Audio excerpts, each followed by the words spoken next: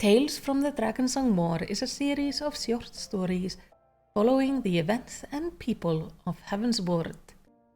This is the fourth of such tales, named for coin and country. Nanamo did not learn of the circumstance surrounding her strange slumber until 3 days after she awoken. It was Papa Shan who finally unfolded the truth to her. Though the retired Sultan Sworn was no longer her bodyguard, a position he had held since the Sultana was a child, he had never quite relinquished the role.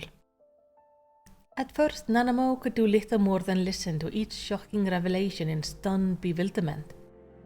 But when Papa Shan described the loss of Rauban's arm and the accusation leveled against the Science of the Seven Dawn, she was overtaken by fury and demanded that Lolarito be brought forth to face immediate judgment. At this, Papa Shan shook his head. "I suggest you first allow Lolarito to explain his motives, Your Grace," he said quietly. "Not good ever comes from rushing to conclusion." The following day, Nanamo summoned the foremost member of the syndicate to the fragrant chamber. The proposed mastermind of the recent events, blamed General Rauban Aldin, and Evlala Deval, head of the Order of Naldal. Thus were the monetarist, royalist, and the neutral faction each represented. "I take it this intimate little meeting was intended as an opportunity for me to explain my actions," Lolarito declared airily. "If there is aught you would say it now," Nanamo responded, with as much calm as he could muster. "Very well," he cited, as indulging a spoiled child, and paused for a moment to remove his mask. It was considered a sign of great disrespect to wear such accoutrement to an audience with the Sultana. But the monetarist had always excused his discourtesy with the claim that his eyes were sensitive to bright light. Now, however, he stood barefaced without the slightest hint of discomfort. "Forgive my canter, Your Grace, but it had become painfully obvious that you underestimated the danger facing our great nation." The elder Lalafell Goldeneye's gaze remained steadily upon the Sultana's face, while he delivered his blunt appraisal. Rauban's jaw clenched visibly, but he bowed his head and said nothing. Noting the flamed general's struggle from the corner of her eye, Nanamo motioned for the merchant to continue. She would heed Papa Shan's advice and listen to Lolarito's account in its entirety, though she could gladly have strangled the preening little swine. Somewhat predictably, Lolarito had come prepared to make his case. He spoke at length on the threat posed by the new emperor and the united Garlemald, warning that it was only a matter of time before the Garleans resumed the Eorzean campaign.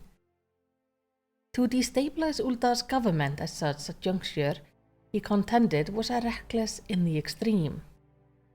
To prevent Your Grace from enacting such a radical reform, Telegia Delagi chose the simple expedient of assassination. I merely slipped the reins of his foul scheme from his fumbling hands. Nanamo caught herself clencing her fist as the merchant calmly explained how it had been necessary to maintain the illusion of her death in order to expose Telegi's sympathizer and thereby uproot the villain's widespread corruption. The audacity of the man. "Had you deigned to consult with the syndicate on the matter of your abdication, then perhaps such extreme measure could have been avoided," Lolarito smirked. "At the very least, Your Grace might have sought the advice of the general before making such a momentous and far-reaching decision." Nanamo stiffened, each word a dagger in her breast. Lolarito was quite right. She had deliberately concealed her plans from Rauban, knowing he would attempt to dissuade her from her course. All she had wanted was a government answerable to the people, a government able to set aside self-interest and devote the nation's resources to solving Uldar's many problems, not the least the ever-worsening refugee crisis. She had harbored hopes that the general, supported by a populace that had loved him since his days as a Colosseum champion, would continue to play a leading role in her imagined republic. Naturally, Lolarito and his fellow merchant princes would purchase influence as they always had, but the prospect of their wealth lining the pockets of the common man has seemed to her as an acceptable trade. But what tragedy has come of my clumsy maneuvering? The ensuing chaos had cost her dearest friend his arm, and all but destroyed the science of the Seven Dawn, an organization to which she and every other Eorzean owed so much. A wave of regret rose up within her, and for a moment she felt she might drown in her sorrow. Of course, the execution of my plan was not without flaws, Lolorito continued in an even, unhurried tone. I did not anticipate the escape of the science, nor the violence that followed their flight from the palace. A most unwelcome complication. According to Lolorito, accusing the Warrior of Light of murder and implicating the Science as accomplices had been Telegi's idea. He speculated that the late syndicate member wished to repay the Archon for interfering in the passing of the Cardinal Reclamation Bill. Lolorito himself proposed to bear no ill will toward the Order, but was forced to play along with their capture so that Telegi would remain ignorant of Ilber's duplicity. Once the charade had ended, he assured Nanamo he had fully intended to clear the false charges and release the antecedent and her companions. Nanamo railed inwardly at the implication that by refusing to accept wrongful imprisonment, the Science had brought retribution upon themselves. With an effort she hoped did not show upon her feature, she held her breath and counted to 10. Regrettably, I did not anticipate the extent of Ilbert's insubordination, the merchant went on, oblivious to Nanamo's rising ire. You are aware of our disagreement with regard to the Garlemald treatment, I believe? The Sultana nodded mechanically and replied after a moment. I cannot well imagine why Captain Ilbert should desire General Alden's death. Lolorito nodded in turn and launched into another practice explanation. He revealed, initially secured Ilbert's service with the promise of sufficient weaponry and funding to transform Alamico refugees into a well-armed and well-trained militia. These resistant fighters were to be deployed to their former homeland, where they would hinder the advances of Imperial forces. As well as delaying the Garlean invasion, this mobilization would have the added advantage of thinning the Thonga refugees crowding Ulda's walls. The merchant pronounced with no small satisfaction, the beginning of a smile tugging at the corner of his mouth. At a look from the brooding Rauban, the smile vanished, but Lolorito pressed on. Alas, General, your mere existence presented Ilbert with something of a problem. The monetarist likened the former gladiator's position in the syndicate to a beacon of hope for Alamico, displayed and downtrodden. Many, he noted with faint amusement, preferred to cast their gaze toward the light of an unattainable star, rather than turn and face the grim shadow of their troubled reality. Ilbert believed that the General's death was the only cure for this pernicious romanticism. The merchant continued, turning back to the Sultana. But while there may have been some truth to that, we needed our one armed friend alive, if we were to persuade your grace to sit the throne once more.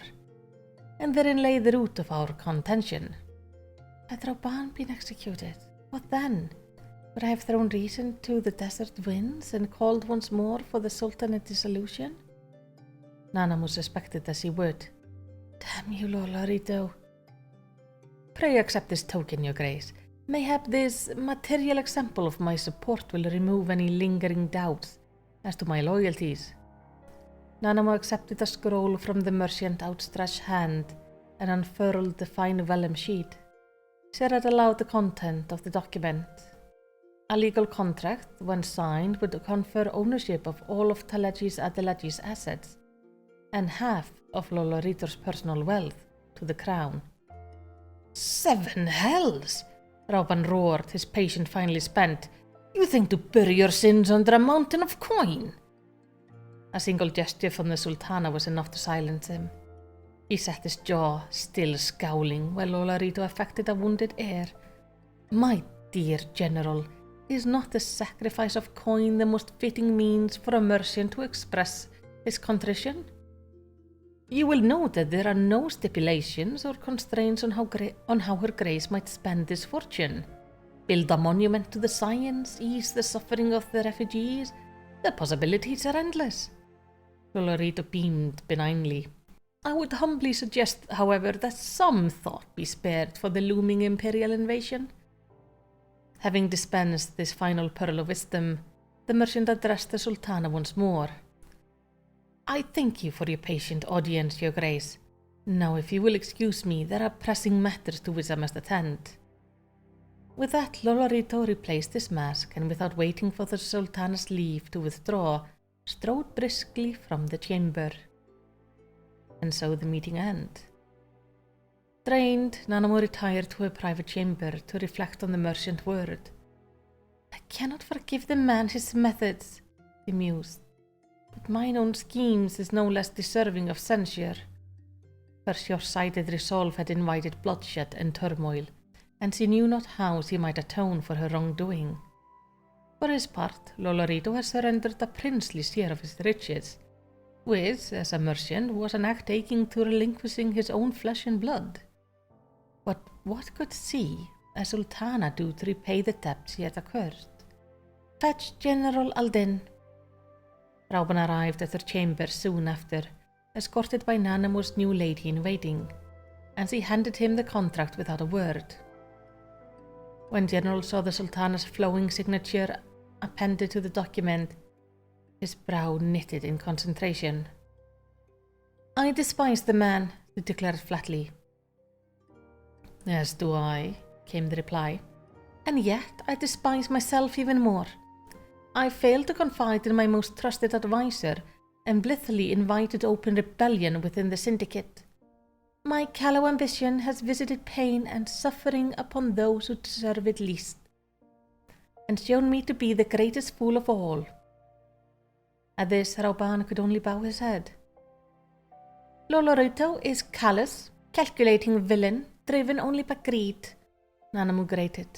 But in spite of this, I cannot ignore his skill as a politician, nor the deeds he has performed in service to Ul'dah. Nanamo closed her eyes as warring emotion threatened to engulf her once more, but she held firm to her emerging purpose and looked up to find Rauben gazing upon her with fatherly concern. Summon the War Council, General, she commanded in a clear, strong voice. We must discuss how Ishgard may be reintegrated into the Eorzean Alliance, and then we shall explore our strategy for opposing the inevitable advance of the Empire. Nanamo took a deep breath and fixed Rauben with a resolved stare. I will be intimidated by Lolorito and his ilk no longer.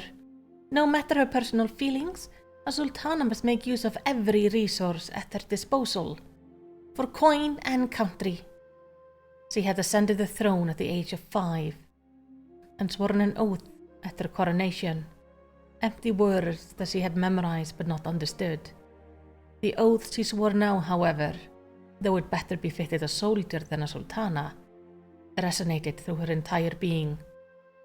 For coin and country, Rauben echoed in deep rumble. Then the one-armed general smiled, and Nanamo could not help but do the same. Ul'dah was a sultanate once more.